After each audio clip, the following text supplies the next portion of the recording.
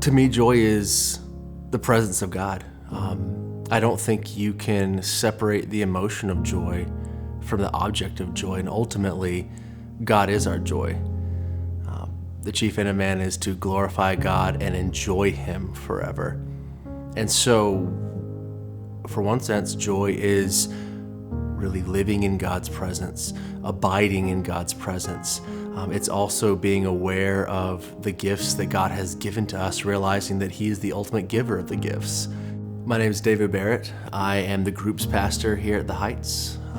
I'm married to Katie. We've been married for almost 9 years.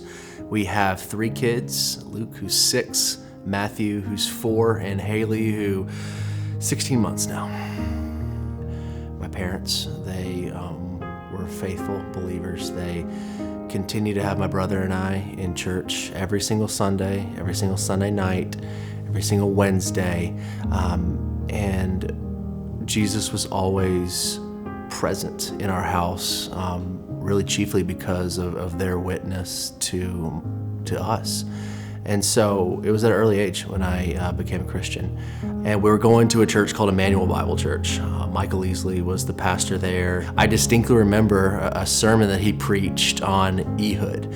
And if you know the story of Ehud, he's kind of the spy with the double-bladed sword. And for a 4th grader to hear that, I was like, this is in the Bible? Like, oh my goodness. And that kind of started a stirring and an interest in the scriptures for me.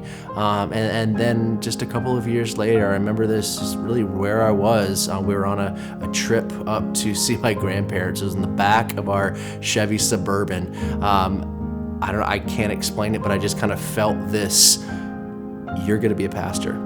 Now, I don't say that lightly. I don't say that to be dramatic. I say that really as an encouragement to that 10-year-old, to that 11-year-old who may be feeling that, to say, yeah, put your yes down on the table and let God lead where He wants you to go, because I guarantee you it's going to lead to joy. It's going to lead to, as C.S. Lewis would say, that holiday at the sea. So often it's like he said that we're like kids making mud pies in the slums when a holiday at the sea awaits. I think probably the best example of this is when I gave ice cream to my son Matthew for the first time. He had never experienced ice cream before. He'd never tasted ice cream before. And I remember the day that I gave him a little scoop of Bluebell ice cream. And the same thing happened to him. What happened to all of us when we ate Bluebell ice cream for the first time? He kind of starts getting this smile on his face, starts giggling a little bit, because he experienced and he tasted that the ice cream was good.